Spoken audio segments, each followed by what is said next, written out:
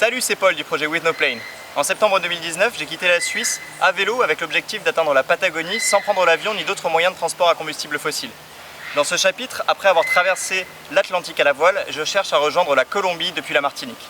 J'espère que ce chapitre va vous plaire.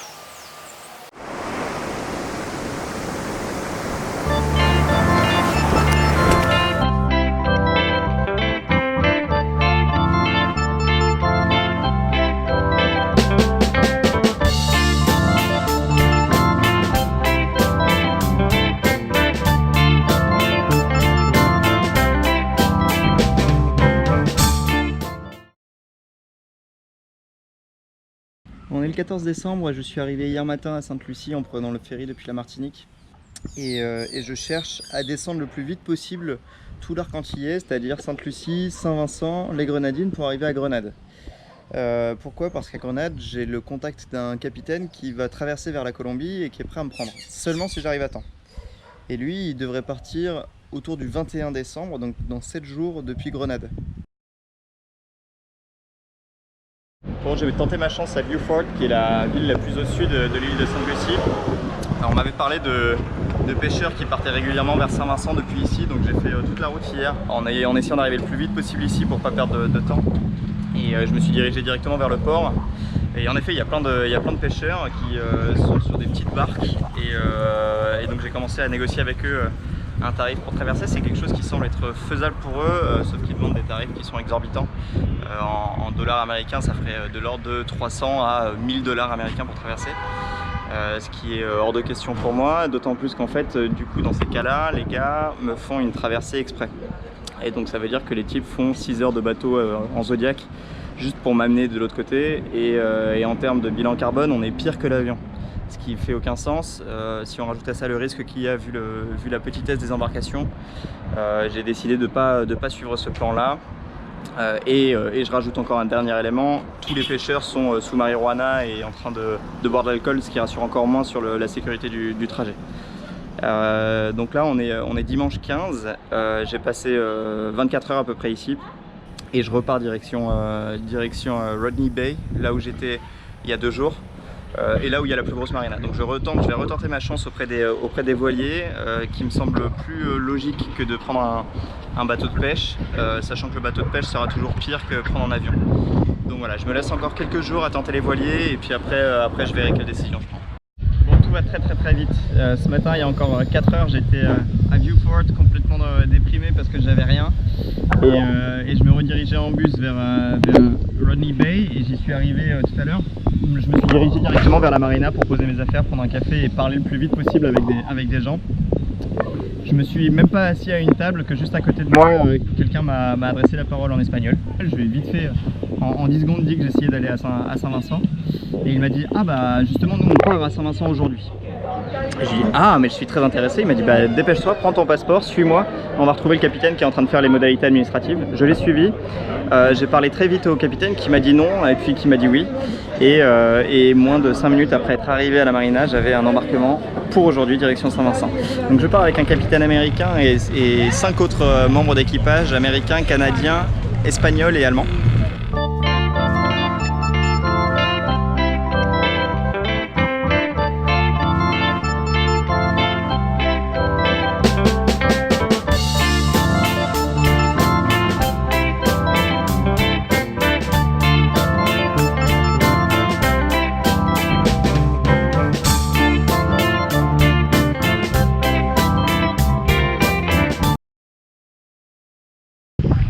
Aujourd'hui on va faire les custom clearance, donc on va s'annoncer à la douane.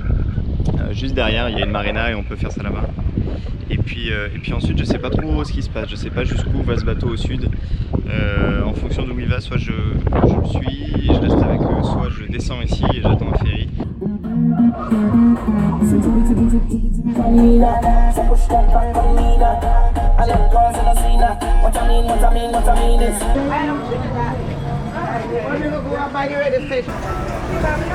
I was waiting for soul food for a while. Juices are delicious. Juice is the best I've ever had. Après 24 heures sur la marina de Saint-Vincent, on va filer aujourd'hui. Et je reste du coup avec cet équipage, on va filer vers les îles les îles des Grenadines, donc au sud de l'île principale de Saint-Vincent, au moins jusqu'à Union Island, qui est donc la dernière île des Grenadines et donc du pays de Saint-Vincent et les Grenadines. Bon, il y a un petit changement de plan, on est descendu jusqu'à Canouan et pas jusqu'à Union Island, donc c'est l'avant-dernière île de Saint-Vincent. Je suis en train de quitter mon fabuleux crew américain et leur catamaran juste derrière. Et bah moi l'idée c'est de continuer vers le sud, mais j'aurais volé 2 équipiers qui vont me suivre un bout. Ici on a Maiken et Alex. Alex il est de Majorque. Maiken elle est allemande mais elle vit aussi à Majorque. Allô. Bonjour. Et du coup bah, je suis super content d'être accompagné pour la suite.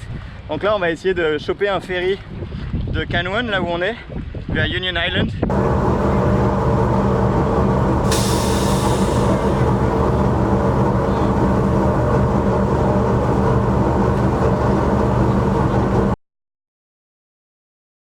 Donc ici on est à Union Island qui est la dernière île au sud du pays de Saint-Vincent et les Grenadines. Et l'idée c'est de traverser la frontière entre Saint-Vincent et Grenade ici. Pour ça il y avait 3 options. La première c'était de prendre un ferry qui est en fait un bateau de pêche qui a été transformé il y a une dizaine d'années en ferry et malheureusement le bateau est en réparation jusqu'au 28 décembre et aujourd'hui on est le 19 donc ça va pas passer. Ce plan là il faut l'oublier, il en reste donc 2. Le premier c'est d'aller voir un des bateaux un des voiliers qui est au mouillage ici et essayer de négocier un bateau stop. ¿Cómo te gusta aquí? Yo sé que para muchos no es así, pero para mí es el peor hostal en el que he estado. ¿Por qué? Porque primero, si vas al baño y no funciona el retrete, pues tienes un problema, porque hay que evacuar la mierda, hay que evacuarla. Bueno, la cocina no tiene gas, esto está lleno de agua, Bon bah, j'ai discuté avec pas mal de voiliers, dont pas mal d'Américains en fait, et je suis tombé sur une famille d'Américains du Colorado qui quittent l'île demain, mais qui quittent la ville aujourd'hui. Ils ont déjà fait leur papier administratif et ils sont plutôt prêts à me prendre. Le seul truc c'est que moi je dois réussir à faire mes propres papiers administratifs pour sortir du pays tout seul. Ce qui est difficile puisque quand on fait partie d'un équipage, c'est le capitaine qui s'occupe de tout ça.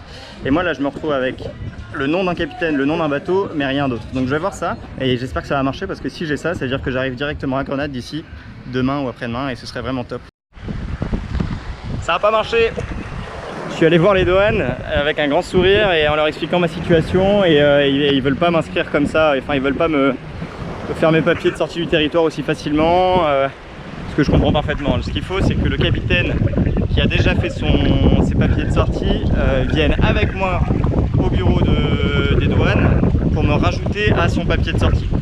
Donc j'ai proposé ça à Dan, il s'appelle Dan. Pour l'instant j'ai pas de réponse et je comprendrais parfaitement qu'il n'ait pas envie de se faire chier à revenir et repasser par les douanes et tout le bordel, mais ce serait quand même vachement chouette pour moi, donc on va voir.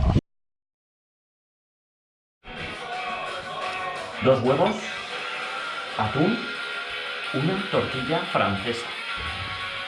French omelette.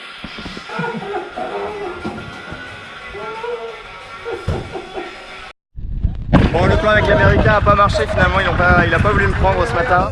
Un changement de plan aujourd'hui, on va visiter les Tobago Cays et on est plein. On est avec toujours Alex et Maiken et puis on est rejoint avec Olive et Morgan qui sont des gros baroudeurs qui rentrent d'un gros tour en Amérique du Sud et en Amérique centrale.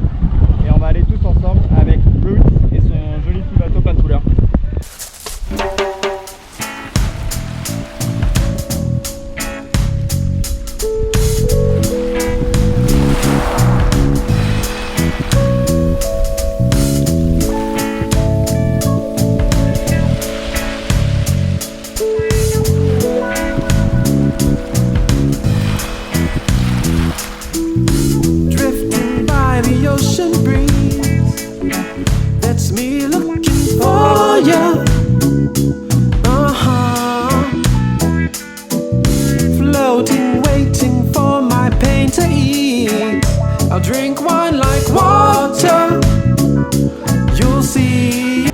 Bon, bonne nouvelle après cette très bonne journée au Tobago Cays, on a discuté avec le driver et son bateau et il s'avère que demain il va à Carriacou avec sa petite amie et du coup il est prêt à me prendre à bord et me faire partager son ride jusqu'à Carriacou. Donc c'est bon, j'ai une solution pour arriver sur le pays de Grenade. A priori je pars dès 10h demain matin vers Carriacou avec lui, sur le petit bateau rouge. Et puis de là, je dois pouvoir réussir à prendre le ferry le même jour. Et puis arriver dans la soirée à Grenade le 21 décembre.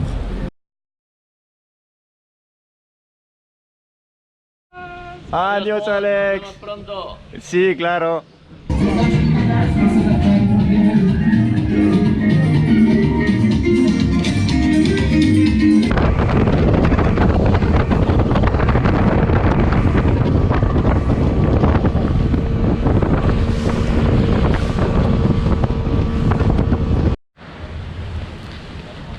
On est le 21 décembre et puis me voilà à Carriacou qui est l'une des îles du pays de Grenade où d'ici part le ferry qui est là-bas que je vais prendre d'ici 1 heure direction l'île principale de Grenade, donc l'île de Grenade elle-même. Et de là-bas, normalement je vais rencontrer le capitaine qui devrait me conduire jusqu'à la Colombie. Donc tout va pour le mieux, j'ai réussi enfin à rentrer sur le territoire de Grenade qui était le gros objectif depuis le début. Ça va faire 10 jours en fait que je suis arrivé en Martinique et en 10 jours j'ai réussi à descendre l'arc antillais et putain ça a été une sacrée aventure et j'ai hâte de voir la suite jusqu'à la Colombie.